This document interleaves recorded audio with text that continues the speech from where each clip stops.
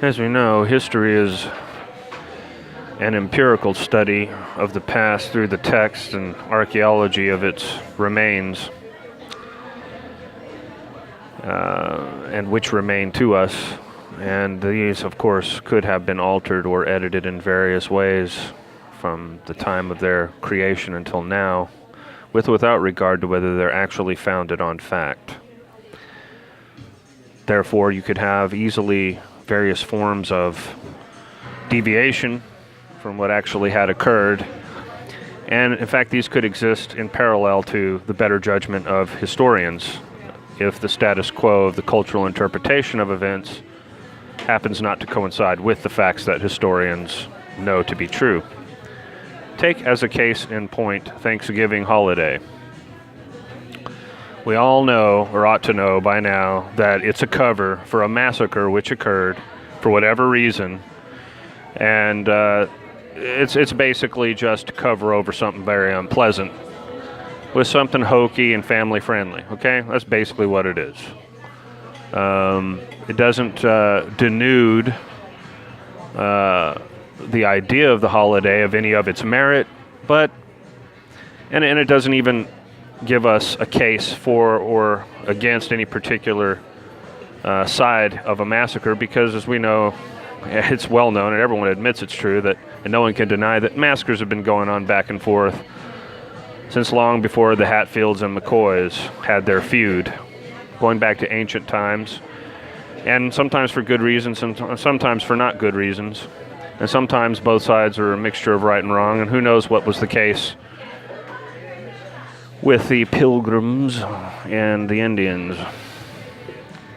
It'd be just as facile a pretense at knowing what actually happened to assume it was the worst case scenario in favor of one side or the other as it would to pretend that nothing bad had happened at all. So all that covered, there is a lot of room for speculation, and there's a lot of room for an interpretive judgment, and at the same time, one is still left, regardless of the circumstances and the truthfulness of their correlation with the past actual happening, one is still left with the condition of taking that information and integrating it into a judgment about the present and what needs to be done in the present. One theme that I draw from the tragic interpretation of the events that occurred to which this holiday supposedly corresponds is that treachery is not something newly invented by human beings, and it's certainly still with us today. And of course, the subject which best correlates with this topic in terms of the previous video is racketeering. Okay, and then so now there are various forms of racketeering were alluded to, but I'm going to be very specific about one form this time, which I've referred to in the past as fifth columnry. Now, in order to have a fifth column, all you have to do is have a single or multiple persons in the midst of others with an agenda separate from that which is pretended publicly, and that this agenda in any way undermine the social contract which everybody presumes to hold for all those participating in that society. So, in other words, an example could be, again, the mafia and their legitimately fronted operations, and the distinction between those operations and what they were doing behind the scenes, in the basements, after hours, in the back rooms, and so on. I mean, it's an overall front to consider them as a group, and also it's a specific front to consider each element of the group's function and operation through front companies or institutions or activities. This has always been a methodology of criminal agents, because a criminal agent must not be caught in order to succeed at his activity. So he must be presented and be presentable as just another person, someone not doing any wrong and supposed to be there and not up to any any trouble or any wrongdoing whatsoever. He's just another person. That's exactly the front that every criminal has aspired to present. And con artists are no exception, because they require a sort of deeper deception and subterfuge than the average criminal. They have to convince their mark of much more than just nothing's out of place, but also that a very beneficent opportunity has come their way through him as an agent. So the various forms of that could run the entire gamut of what could be typical activity in any given culture, and say feasting together, and there are issues that abound in that one circumstance, which can translate into any other that involves humans meeting for a specific purpose. For example, the famous Night of the Long Knives in British history, when the Welsh nobles and were betrayed by the Anglo-Saxons who came to meet them, equipped with long knives in their boots. That was supposed to be a diplomatic meeting, and everyone was expected to show up in good faith unarmed. So that kind of treacherous, cowardly behavior is the very essence of criminal intent. And so in comparison, you could look at the stories which abound about what really happened in either case and just draw a conclusion, a moral from it, which teaches that the presentation of all the right accoutrements, emblems, conditions does not necessarily guarantee that there isn't a long knife in the boot. To put it in a more succinct form. So, what's the long knife in the boot when it comes to the modern day social condition to which I refer when I speak of covert fifth columnry? Well, first we'll go back to the ancient form of this activity and look at its genealogy, as it were, until its present form has evolved in tandem with modern methodologies and technological enhancements and augmentations, which I'll detail and explain further on in this video. Of course, in the olden days, looking through various texts and examining the archaeological evidence, going back as far as recorded history and well before, there were plainly various social hierarchies involving authoritative institutionalization of force asymmetrically, so that one group had the privilege of exercising judgment and if necessary, force on another group. And this is, of course, the feudal arrangement. And the justifications were variously intoned as religious or in other ways meritocratic in nature, either from a lineage descended from some worthy ancestor who happened to perhaps have a worthy ancestor of a divine origin, and also accomplishments which benefited society, including the protection of that society from foreign invaders or insurrections from indigenous elements of that society. In other words, they're the good guys, and they're the ones that stop the bad guys. And also, in various forms and guises, were demonstrative of merit. Being better, hence the enablement of the concept of the rule by those who are good, aristocracy, meritocracy, byproducts of which the accumulation of wealth and power so that you could have caste systems, feudal caste systems involving the warrior caste and the holy priestly class, are as ancient as recorded history and all its archaeological evidences. And then, of course, you have the working and the untouchable classes.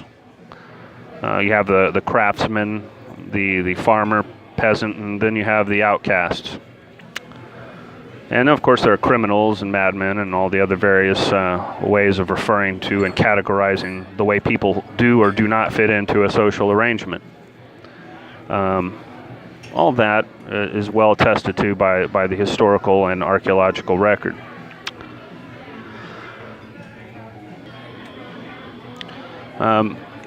So in those days, as now, a power arrangement can be consolidated so that intergenerationally people are habituated to their role and often inherited their role from those who held it before them.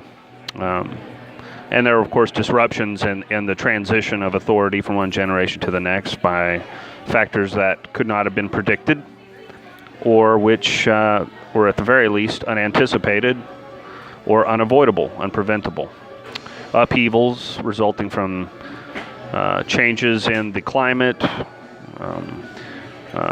the development of certain diseases affecting a community, invasion of coercive elements from other societies, either overtly or covertly, descent of corruption to new lows from one generation to the next, which is the inevitability of corruption, that it should intensify as it is bereft of merit in its nature, or it represents the loss of merit and the accumulation of demerit, and going from legitimacy or the appearance of it to a front of legitimacy and behind the scenes or behind that front, which acts as its screen, illegitimate actions accumulating duplicity in society until finally its instability comes in various forms, such as one element of the corrupt power structure performing a coup d'etat against the other, or at least a rebellion, sometimes in the form of one class rebelling and overthrowing another. And there are many other forms of developments which can cause such upheavals. Technological developments, the improvement of various forms of technology that involve transportation, warfare, communication, the change in the abundance of what would be in a previous time a scarcer resource, such as food or information, to come forward in time to the writing of script and forward from then to the Gutenberg press all the way till the internet. Various forms of these developments can be attested to undeniably. In these contexts, of course, the power structure unfailingly requires methodologies of keeping track of the various classes of persons or non-persons, depending on how they're defined, who are under their influence and control. The regulation of human behavior on that scale requires some sensitivity to the inclinations and proclivities of people, some basic understanding of their psychology, how they'll be motivated by various forms of conditioning, and this conditioning takes many forms. But I would say of most stringent importance and most persistent character of significance will be the commodity of information and the development of an information asymmetry in favor of the ruling class, which means basically espionage conducted against the other classes by the ruling class. So you have the king. Let's just be archaic and somewhat stereotyped in the reference and speak of the king's spies, his eyes and ears and hands. Okay, so basically those personnel in any institution, those individuals in any class who directly serve the intelligence apparatus controlled by the ruling class. This is just, it's attested by history, it's attested by the facts of archaeology as discovered throughout the world and long before recorded history, and it's revealed to us today for anybody who will simply not look the other way and turn a blind eye to reality. Unfortunately, for our modern societies, most people reveal their peasant-like and inferior character by being so willing to be easily bribed to look the other way, or easily cower to base threats. So, again, these power structures could not have existed in their primitive or prototypical forms unless that were the case then. It is the case now as well. But now, these same systems of espionage and sabotage, subterfuge, generally, so that racketeering is enabled through the corruption of the institutions of power, far beyond the aegis of their legitimizing pretexts, is something that has accelerated the process of corruption to a point now where it is reaching epic proportions. And one of the forms of it, which I referred to already several times and in other videos, is what I call the covert fifth columnry.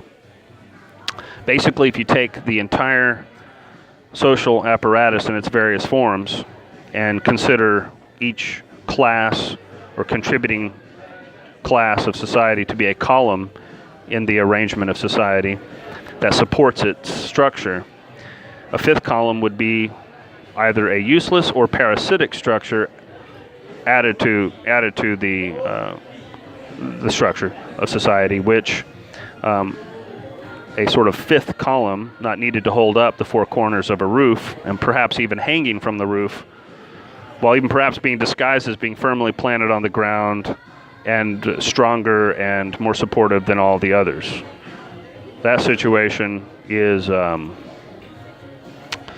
it would be the utter exemplification of fraud and a racket. Stuff it. So given the situation where technology has augmented and exacerbated the tendencies of corruption, which are well attested in the recent few centuries since the Renaissance and the Enlightenment, so that, in fact, we're submerged in a condition of corruption. I'd like to order the migas with queso, corn tortillas, butter, and Tabasco sauce, please. Thank you. Morning, the migas with queso, corn tortillas with butter and Tabasco sauce. Trusting this establishment will not poison me. That's what we all have to do day in and day out whenever we partake in the services of and the goods of one another's purveyance in our modern society. We're at the point now where it's not just reasonable for Trump or others, including Hillary and others, to be concerned about the future state of their well-being, or however degraded it may be, such as in her case. It could always get worse.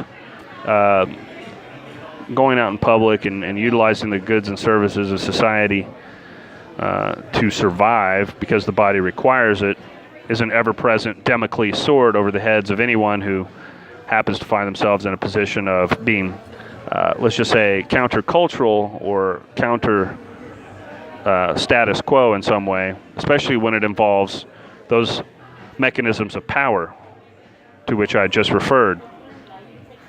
Both their legitimate and illegitimate, and in between quasi-legitimate forms.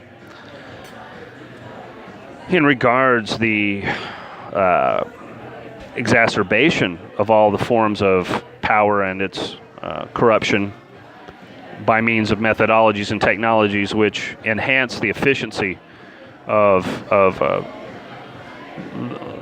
any human action, but especially any which happen to rely on accruing an imbalance of power and hence an exacerbation of their own efficiency inherently, such as the methodologies and technologically supported structures of society to which I've referred to as the archaic forms of covert fifth columnry, i.e. the king's eyes, ears, and hands.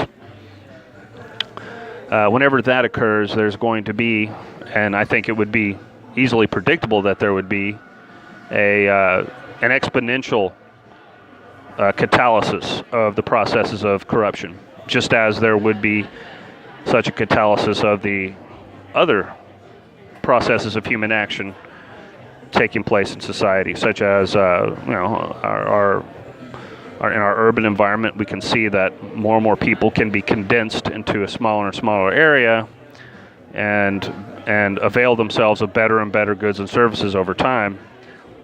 Although that will be an important point to bring back up later, because there are contradictions to this which reveal evidence concerning the corruption about which I've spoken, such as how certain aspects of these processes are hamstrung by clear evidence of coercive withholding of progress in some of these areas for society at large, and then ensconcing and hoarding those developments for those who wish to benefit from the power asymmetry that they had already classically cultivated up to that point.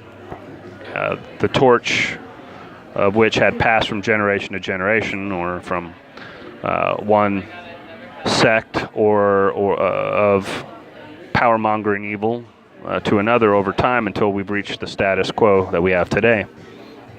So again, I refer to the covert fifth column process phenomenon as really an ancient prospect of subterfuge conducted by a ruling class against the rest of society in order to enhance their grip on power. It's nothing other than the generation of various information and power asymmetries, but especially information asymmetries, which benefit the ruling class or the controlling class. And today, it is exponentially more severe in its ramifications because of the way that technology and methodologies have progressed to enhance human action generally. So what that spells out is the need to point up some phenomena which are, let us say, at the bleeding edge of these developments.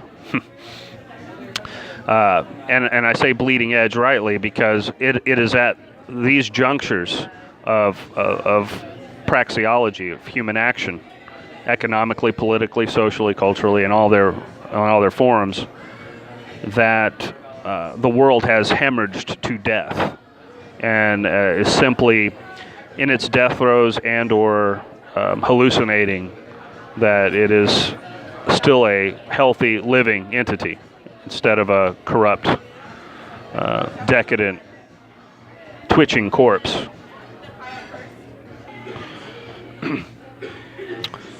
So these particular phenomena to which I've referred, and which fall under the rubric of covert fifth columnry, of course, are manifestations of all the better known forms of espionage, information, and psychological warfare processes, which well predate Sun Tzu, and Machiavelli, but which can be found in classical form, detailed in their texts in part, politically and militarily.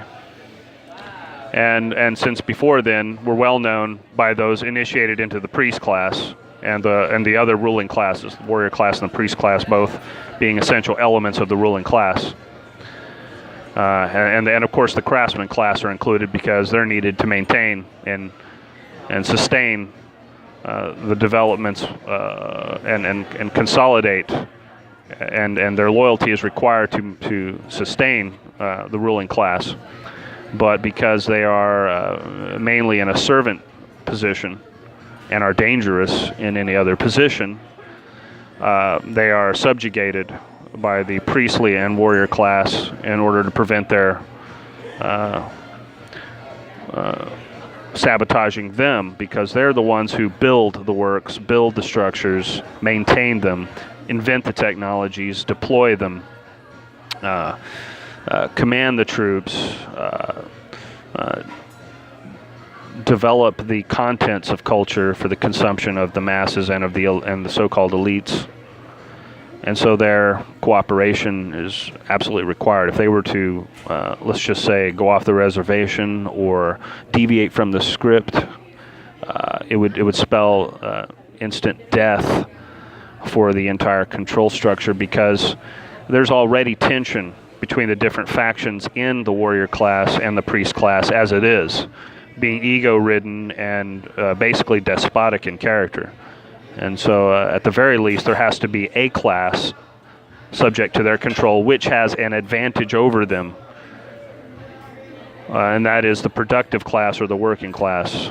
And their talent lies not in mind games or in coercive, violent action, but in developing the structures and techniques which make that possible, but make also civil existence sustainable in the first place.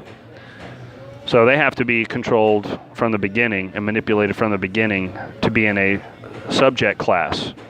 And so that's where the craftsman class gets its, let's just say,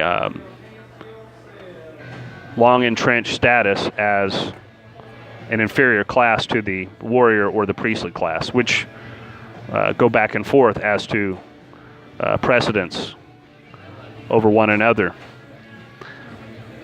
In India, the priestly class ruled over the warrior class, but in barbarian Europe and as well as in Greece and in Iran, ancient Iran, the warrior class ruled over the priestly, and then that would actually reverse, and then it would reverse again. And it has also, we've also seen the same developments in industrially developed countries such as India, so that there is now a technocratic class, and the technocratic class is a new form of the priestly class. And Hegel had foreseen this development when he spoke of the second consciousness, which obeys the first, and yet develops a cleverness for rebelling against it in the long run. And that would be the scientific, sagely, priestly class working together. Hey. Here we go. Migas, right? Yes. And then, do you have butter too? Yep. Oh, okay, awesome. I've just never seen like. Oh, and also corn tortillas. Got it. Thank you.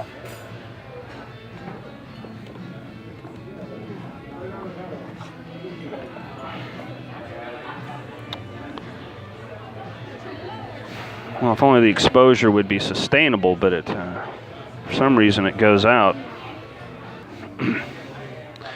So the dynamics of power have shifted with the advent of technology, because its power to augment the processes of corrupt power outstripped the traditions of the power construct itself. And this development has various vectors which all collude to produce this end result. The rise of the physicist and the psychiatrist, especially, and the development of psychological and physical weapons of war were highly instrumental to this process, to include also the mathematician and the computer scientist who, working together, enabled the regimentation of automaticity to the processes of technocratic control. And all of this ended up favoring, thank you, favoring the enhancement of the power of those who knew how to develop those systems. And so a new craftsman, priest class developed, which ended up outstripping the warrior class and subjecting them to technocratic regimes of control. And hence we see the disassemblage of traditional forms of recruitment into military units, traditional forms of law enforcement, traditional forms of dispute resolution, so that society is more converted into something of a docile subject class managed by its own, self-censorship, and all these aspects ramified by certain technological features, which I haven't and won't go mention in this video yet in detail, but can't go into because it will detract from the covert fifth column apparatus. But I'll mention them here briefly: the panopticonic surveillance grid and the psychotronics influence/control grid, which has been developed covertly for the most part, but yet hidden in plain sight as well in many aspects. And in the midst of all this, as the sort of distraction, magic trick slash dazzle and charm and let's just say illusion generating system of manipulation, you have the weaponized propaganda platform that passes for the media and for culture. All these are integrated and interlocked.